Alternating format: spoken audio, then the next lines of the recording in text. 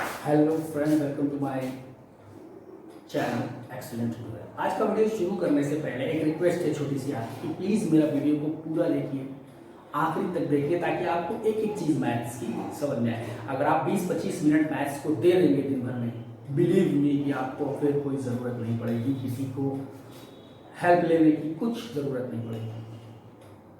मेरे वीडियो को पूरा देखिए, मेरे चैनल को लाइक करिए, सब्सक्राइब करिए। अगर आपको मेरा पढ़ाने का तरीका पसंद आता है तो अपने दोस्तों के साथ शेयर करिए। इस शुरुआत में मुझे बहुत मोटिवेशन मिलता है जब आप इस तरीके की मुझे लाइक करते हैं और मेरे वीडियो को पूरा देखते हैं। हमेशा याद रखिए, अगर आपको पूरा बेनिफिट लेना है तो मेरे वीडियो को पूरा देखिए। इट इज़ अ रिक्वेस्ट कि आप पूरा देखिए, तो आपको समझ में आएगा कि मैंने क्या पढ़ाया है और अगले पार्ट के लिए मैं आपको क्या बताने वाला हूँ। मेरे चैनल को सब्सक्राइब करिए। चलिए बात करते हैं टॉपिक की। ओके, आज क्लास 10 के लिए हमारा टॉपिक है यूनिट 2 का सेकेंड टॉपिक, पॉलिनोमियल। हम लोगों ने ऐड किया, उसके ऊपर कुछ क्वेश्चन देखे हमारे वीडियोस में। जिसने नहीं देखे हैं अभी तक, मेरे चैनल को नहीं सब्सक्राइब किया है, प्लीज़ उसे देख लीजिए, आपको बहुत फ़ायदा होने वाला है। और उसके बाद आज हम लोग जो चैप्टर चालू कर रहे हैं उसका नाम है pair of linear equation in two variable. Pair of linear equation in two variable. थोड़ा बहुत हम लोग इसके बारे में क्लास 9th में, जितने भी लोग 9th पास करके 10th में आए हैं, थोड़ा सा पढ़ चुके हैं कि स्टैंडर्ड इक्वेशन होती थी ax plus b y plus c is equal to 0। ये एक इक्वेशन होती थी जिसमें आपके x और y वेरिएबल हैं, ये आपके वेरिएबल हैं, ये आपके कोफिशिएंट हैं।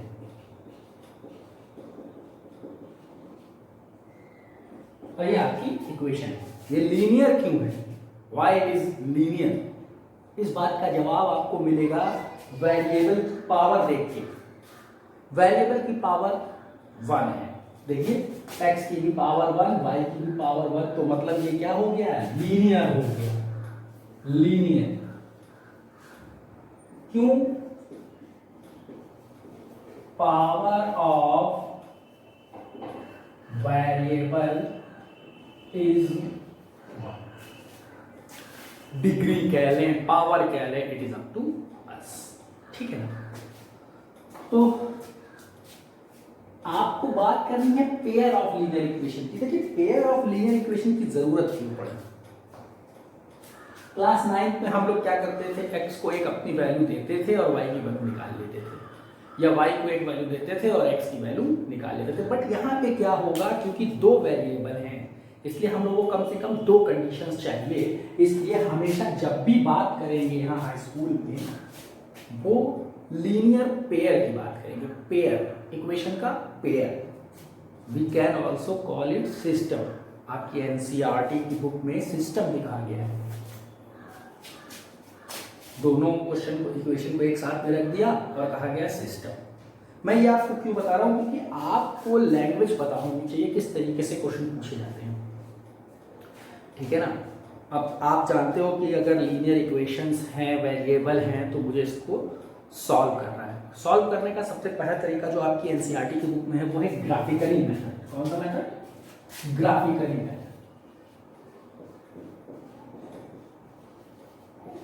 Graphically method. अब ग्राफिकली मेथड क्या होता है? देखिए क्या है, इन इक्वेशंस का नाम है लीनियर इक्वेशन। यानी जब आप इन इक्वेशन का ग्राफ बनाएंगे, इन इक्वेशन को ग्राफ पे रिप्रेजेंट करेंगे, तो एक लाइन बनेगी। क्या बनेगी? एक लाइन बनेगी। एक लाइन इस इक्वेशन की, एक लाइन इस इक्वेशन की। ठीक है ना? उसी को हम लोग ग्राफिकल रिप्रेजेंटेशन कहते हैं। उस रिप्रेजेंटेशन से हमें आंसर्स कैसे निकालने हैं, वैल्यू कैसे निकालनी है, वही होता है graphically method to solve the linear pair of equation. ये आपका होता है। हम लोग फर्स्ट ऑफ ऑल सीखेंगे कि किस तरीके से। अच्छा, ये तो आपको मालूम है ना कि आप किस तरीके से आप सॉल्व कर रहे थे। ग्राफिकली रिप्रेजेंटेशन मैंने आपको पढ़ाया है क्लास 9th में, आपने पढ़ा होगा ग्राफिकली रिप्रेजेंटेशन कैसे होता है। नहीं पढ़ा है, कोई बात नहीं, मैं आपको यहाँ पे रिवाइज कराऊंगा। चलिए एक क्वेश्चन लेते हैं, उसको ग्राफिकली मेथड से सॉल्व करने की कोशिश करते हैं। फिर आगे बढ़ते हैं। तो जैसा कि मैंने आपको बताया कि अब हम लोग बात करेंगे इस इक्वेशन को प्रेजेंट करने की। ओके, तो चलिए सबसे पहले हम लोगों को मालूम है कि मुझे इस इक्वेशन को प्रेजेंट करना है, ग्राफ बनाना है, और ग्राफ बनाने के लिए आप अच्छे से जानते हो कि सबसे पहले एक टेबल बनानी पड़ती है। इस तरीके की एक टेबल बनानी पड़ती है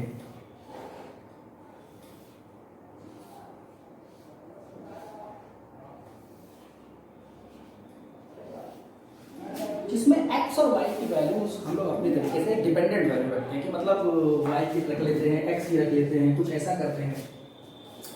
मान लीजिए हम यहाँ पे देखें x minus y plus one is equal to zero. देखिए मैं करना आपको सिखा रहा हूँ, सीखना है आप लोगों को। x minus y plus one is equal to zero है।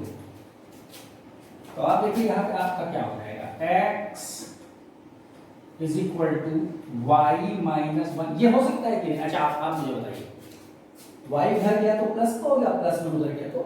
अब आप क्या करिए, अपनी मर्जी से कुछ ऐसी वैल्यूज y की रखिए जिसके लिए x की वैल्यूज निकलती जाए।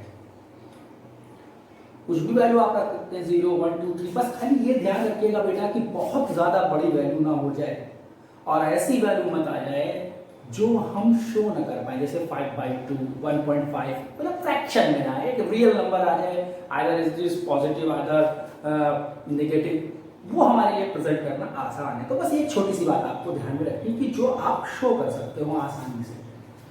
चलिए देखते हैं, मैं अगर यहाँ पे y को 0 रखता हूँ, y को 0 रख दूँ, मान लीजिए मैं अपनी तरफ से कर रहा हूँ, y को 0 से शुरुआत करता हूँ, y को 0 से शुरुआत करेंगे तो x is equal to 0 minus 1, यानी कि x क्या हो गया, माइनस 1 हो गया। ठीक है, इसके बाद अब y रख चुका हूं, 0 रख चुका हूं, अब मैं 1 रख के देख लेता हूं। तो x इज इक्वल टू, भाई y की जगह पे 1 रखा, 1 माइनस 1 यानी कि 0, तो x क्या आ गया, 0 आ गया।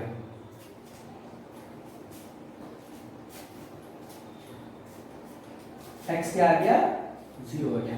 अब क्या करूं, मैं y की जगह पे अपनी तरफ से 3 रखता हूं, आप कुछ भी रख सकते हैं, मैं 3 रखता हूं। y की जगह पे मैंने क्या रख दिया, 3 रख दिया, तो आपकी x की वैल्यू क्या आ जाएगी बताइए भाई, x is equal to 3 minus 1 या 3 वैल्यू सफिशिएंट है, 3 वैल्यू सफिशिएंट है। चाहिए, ये हो गया आपका। इसी तरीके से मुझे इसका भी ग्राफ बनाना है, और आप जानते हो कि बहुत अच्छे से कि फिर वही 3 वैल्यू वाला फंडा हमको अपनाना है। चलिए देखिए, यहां से इसको थोड़ा सा सॉल्व करें अगर, तो 3x is equal to 12 minus 2y, क्या ये हो सकता है? आप मुझे बताइए भाई, है कि नहीं? उधर चला गया, या हम इसको ऐसे ही लिख सकते हैं, x is equal to 12 minus 2y upon 3, है कि नहीं? ध्यान देने वाली बात है। अब अगर आप y को 0 रख देते हैं, चलिए मेरे हिसाब से मैंने यहाँ पे 0 रख दिया, y को आपने 0 रख दिया, तो x is equal to 12 minus 2 into 0 upon 3, तो ये तो 12 अपॉन 3 बचेगा, तो x इज इक्वल टू 4। देखिए कितनी आसानी से हो गया। अब आप कहोगे सर अगर मैं यहाँ पे y की वैल्यू 1 रखूं, सपोज करिए ये एक प्रॉब्लम आ गई, मैं y की वैल्यू 1 रखूंगा तो 2 1 जा 2 होगा, 12 में से 2 जाएगा तो 10 बचेगा, और 10 3 से डिवाइड नहीं होता है, तो x की वैल्यू 10/3 आ जाएगी। क्या हम 10/3 आसानी से इसको दिखा सकते हैं? वी कैन शो, बट आसानी नहीं होगी, आसानी नहीं होगी। इसलिए हम लोग कोशिश ये करते हैं ऐसा नंबर लें जिससे आसानी से हो जाए। चलिए मैं आपको बताता हूं कि y इज इक्वल टू मैं लेता हूं 3।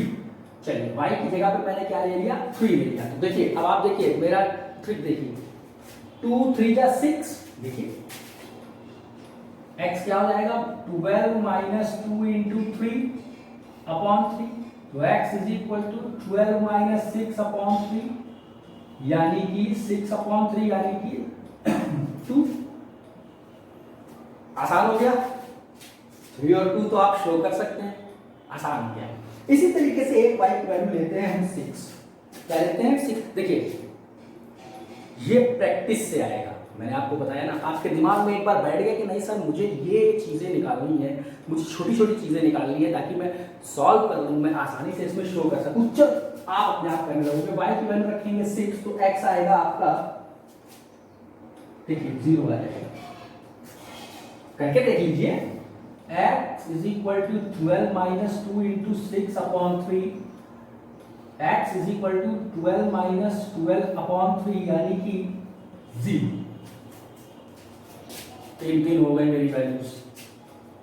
बहुत बड़ी बात नहीं है, हम लोग 9th में सीख चुके हैं, मैंने आपको यहाँ सिखा दिया। बस देखिए 9th में क्या था, सिर्फ सॉल्यूशन निकालना था, ग्राफ नहीं बनाना था। तो हम लोग कोई भी वैल्यू रख देते थे, वैल्यू तो कोई भी हो सकती है ना, 10/3 सब रियल नंबर है। लेकिन हम लोगों को ऐसे नंबर चाहिए आप जो ग्राफ में प्रेजेंट हो सके। दोनों लाइनें हम लोग बना सकते हैं, एक एक लाइन बनाते हैं। चलिए x माइनस 1 है, y 0 है। पहला पॉइंट x माइनस 1 है यानी 0 से यहां से हम लोग हमेशा, हम लोग जब भी पॉइंट शो करते हैं तो हम लोग 0 पे रहते हैं, 0 पे रहेंगे। और x माइनस 1 है तो -1 इस साइड होता है यानी कि यहां होगा। और y क्या है, 0 है यानी हम कहीं गए नहीं है, तो यही हो जाएगा हमारा, यही पॉइंट हो जाएगा ना। पहला पॉइंट ये हो जाएगा। हल्का डार्क कर सकते हैं, डिफरेंट टाइप के पेन तो अब यूज करना मना है, आप पेंसिल से ही करिएगा। ब्लैक पेन ही आपको यूज नहीं करना है आपके बोर्ड पेपर में, ठीक है ना, ये जानकारी आपके लिए है। इसके बाद अगला है 0,1 यानी x पर तो 0 है और y 1 है यानी अगला मेरा पॉइंट ये हो गया। उसके बाद x 2 है और y 3 है यानी x पे हम यहाँ 2 गए और y पे हम 3 गए तो मेरा ये हो गया। और इसको मिलाती हुई एक सीधी लाइन आपको खींच देंगे।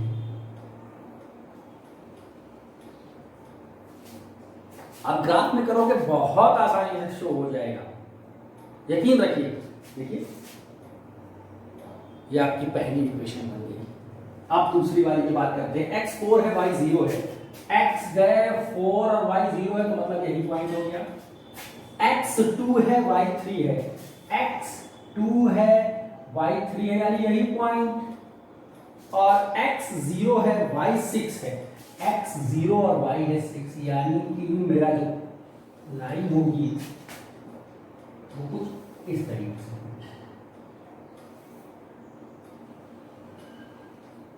देखिए दोनों लाइनें बन गई और दोनों लाइनें बनने के बाद ये इंटरसेक्ट हो रही हैं एक पॉइंट पे जो है 2,3।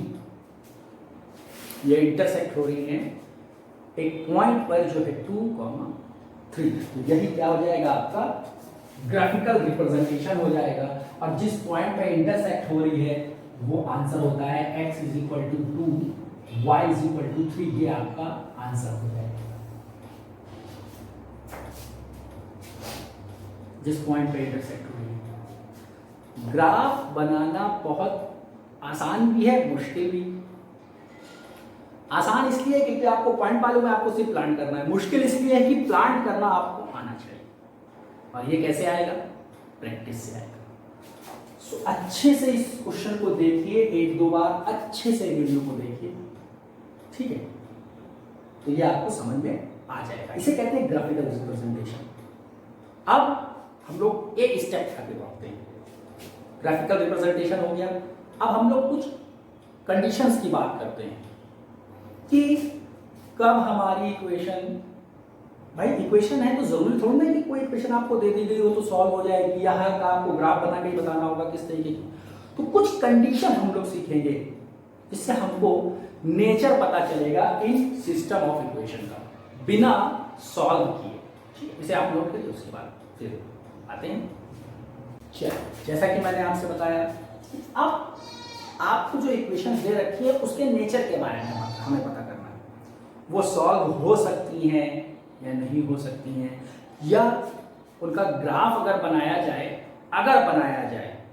तो उनकी जो लाइंस होंगी वो किस टाइप की होंगी, उसके कितने सॉल्यूशन निकल सकते हैं इक्वेशन के, ये सारी बातों के लिए हमारे पास कंडीशन होती है। चलिए सबसे पहले हम लोग देखते हैं कि हमारे पास दो इक्वेशन स्टैंडर्ड इक्वेशन है a1x + b1y + c1 = 0, a2x + b2y + c2 = 0। देखिए कोई भी चीज चेक करने से पहले इक्वेशन का स्टैंडर्ड होना बहुत जरूरी है, तो हमने स्टैंडर्ड इक्वेशन ले लिया और उसके बाद हम इनके कोफिशिएंट को लिख लेते हैं, जैसे a1 a2 b1 b2 and c1 c2, इनके कोफिशिएंट को हम लोग देख लेते हैं। अभी हम लोग एक एग्जांपल भी करेंगे, पहले एक प्रॉब्लम एग्जांपल करेंगे और क्लियर होगा। चेक कीजिए a1 a2 b1 b2 c1 c2, these are the coefficient of the given linear pair of equation, or we can say system of equation. Now we have to check if a1 upon a2 is not equal to b1 upon b2।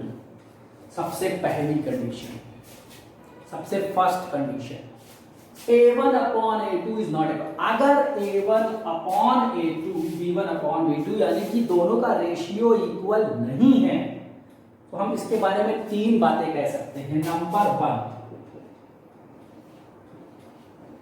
System is consistent. Consistent का मतलब होता है solvable, मतलब हम इसको solve कर सकते हैं। अब अगर सॉल्व कर सकते हैं तो सॉल्यूशन कितने होंगे? सिस्टम हैज यूनिक सॉल्यूशन, मतलब x की एक वैल्यू होगी, y की एक वैल्यू होगी। Is it clear? चलिए, और तीसरी बात जो हम इससे सीखते हैं कि इसका ग्राफ कैसा बनेगा। अगर हम बनाएं इस टाइप की इक्वेशन का, वो बनेगा इंटरसेक्टिंग लाइन।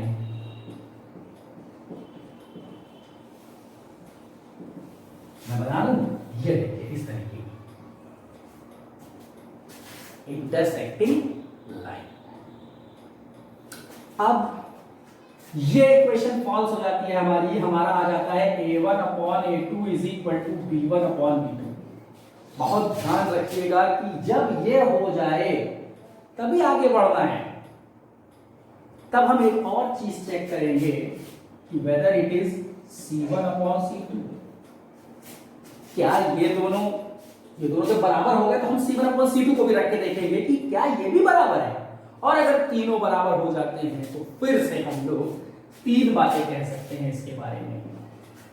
नंबर फर्स्ट कह सकते हैं सिस्टम इज कंसिस्टेंट।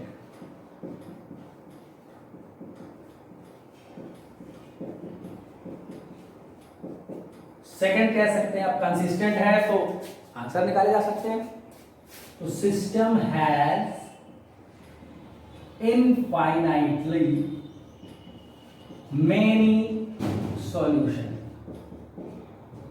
और थर्ड आपकी बात आ सकती है लाइन कैसी होगी? Coincident line. Coincident line. अब ये कोइंसिडेंट लाइन क्या होती है? वो ये होती है कि एक लाइन बनेगी और उसी के ऊपर दूसरी लाइन भी बन जाएगी। एक लाइन के ऊपर दूसरी लाइन बन जाएगी। तो ये दूसरी कंडीशन थी। अब अगर एक तीसरी कंडीशन हो जाए कि ये दोनों तो बराबर हों मगर ये बराबर ना हो, ये बराबर ना हो, तो फिर से तीन बातें हम इसके बारे में जान सकते हैं। पहली बात जान सकते हैं कि सिस्टम इज इनकंसिस्टेंट। सेकंड जान सकते हैं सिस्टम हैज नो सॉल्यूशन। भाई जब सॉल्वेबल ही नहीं है, इनकंसिस्टेंट का मतलब क्या हुआ? अनसॉल्वेबल। जब सॉल्व ही नहीं है तो सॉल्यूशन नहीं है। एंड अगर हम इसका ग्राफ बनाएंगे तो कैसा ग्राफ बनेगा? पैरेलल लाइन, यानी कि एक लाइन ऐसी बनेगी, एक लाइन उसी के सामने ऐसी बनेगी। ये 3 बातें हम इससे पता कर सकते हैं। ये जो मैंने आपको अभी ये चीजें बताई हैं 2 नंबर का 1 नंबर के लिए बहुत इंपॉर्टेंट है। It is very much important for 2 marks and 1 mark question. बहुत पूछा जाता है, बहुत पूछा जाता है। ये आपको बहुत ध्यान से समझना है, बहुत ध्यान से पढ़ना है। इसके ऊपर कई सारे क्वेश्चन हैं आपके एनसीईआरटी की बुक में, अच्छे से करना है। एक क्वेश्चन मैं आप लोगों को कराऊंगा, उसके बाद ये वीडियो वाइंड अप करूंगा और अगले टॉपिक में आपको बताऊंगा अगले वीडियो में कि अलजेब्रिक तरीके से कैसे इक्वेशन को सॉल्व करते हैं। ग्राफिकली तो मैंने सॉल्व करना बता दिया। चलिए एक क्वेश्चन हम आपको और बताते हैं। चलिए, अब आपके पास एक इक्वेशंस हैं, एक पेयर ऑफ इक्वेशन है जो कि स्टैंडर्ड फॉर्म में लिखी हुई है और आपको बताना है कि इसका नेचर ऑफ द क्या है। मतलब आप इसके बारे में पूरा बताइए, सारे पॉइंट बताइए। जो सभी पॉइंट क्वेश्चन में पूछा गया होगा आप बता सकते हैं। तो चलिए सबसे पहले हम लोग इसका a1 लिखते हैं। a1 है आपका 5। देखिए आप कंपेयर करेंगे a1x plus b1y plus c1 is equal to 0, a2x plus b2y plus c2 is equal to 0। अगर आप कंपेयर कर रहे हैं तो a1 आपका क्या हो गया? 5 हो गया, b1 हो गया माइनस का 4 और c1 आपका हो गया 8। यहाँ पे a2 हो गया आपका 7, b2 हो गया आपका 6 और c2 हो गया आपका माइनस का 9। इजिली अब आपको सबसे पहली कंडीशन में चेक करना है दिस वन। तो मैं देखूंगा 5/7 a1/a2 है। ध्यान से लिख लीजिए इसको। a1/a2 is equal to 5/7 and b1/b2 क्या है हमारा? -4/6। देखिए ये सॉल्व हो सकता है, थोड़ा स्टैंडर्ड फॉर्म में नहीं, इसको कर ले। 2 2 4 तो ये हो गया -2/3 यानी b1/b2 तो 5/7 इज नॉट इक्वल टू -2/3। पहली कंडीशन ट्रू हो गई। तो आप ये सारी बातें इसके बारे में लिख सकते हैं। पहली कंडीशन ट्रू हो गई तो ये सारी बातें आप लोग लिख सकते हैं इसके बारे में। पहले वाली कंडीशन। फटाफट दूसरा एक क्वेश्चन कर लेते हैं, फटाफट जल्दी से।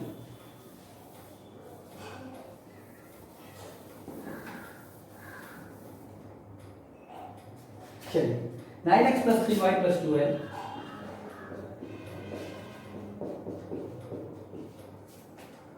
x plus 6y plus 24।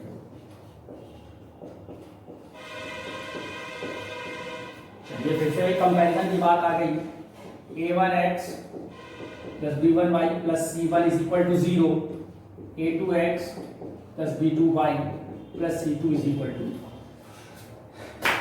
फटाफट कंपैरिजन किया तो a1 is equal to 9, b1 is equal to 3, c1 is equal to 12, a2 is equal to 18, b2 is equal to 6 and c2 is equal to 20। चलिए फटाफट पहली वाली कंडीशन के लिए हमको a1/a2 चाहिए, तो मैं निकालूंगा 9/18 यानी कि 9 × 9 ये हो गया और b1/b2 भी चाहिए तो वो हो जाएगा 3/6। 3 बन जाती है, 3 2 जा 6। यानी हमने तो देखा कि 1/2 1/2 बराबर आ गया। तो अब जो हमें चाहिए होगा वो c1/c2 भी चाहिए होगा। तो चलिए देखते हैं 12/24। तो ये भी तो वही हो गया 1/2, तीनों बराबर, यानी कि system is consistent, system has equality, many solution coincident है। तो इस तरीके से आपका ये बहुत इंपॉर्टेंट चीज है। बता सकते हैं आपकी ग्राफ कैसा बनेगा, कंसिस्टेंट है, कितने को सॉल्यूशन निकलेंगे, सिर्फ इन कंडीशन की मदद से। बहुत इंपॉर्टेंट है, जरूर से पढ़िए। ये आज हमारा लीनियर पेयर ऑफ इक्वेशन का फर्स्ट पार्ट था जिसमें मैंने आपको इसके बारे में बताया। अगले पार्ट में मैं थोड़े से और इससे रिलेटेड क्वेश्चन और अपना अगला topic algebraic method of solution याद रखिए। Is it clear? अगले वीडियो में और मेरा अगला वीडियो आपको मिले इसके लिए फटाफट से तैयारी करते रहिए, अच्छे से तैयार रहिए और मेरे चैनल को सब्सक्राइब करना मत भूलिए। Thank you very much.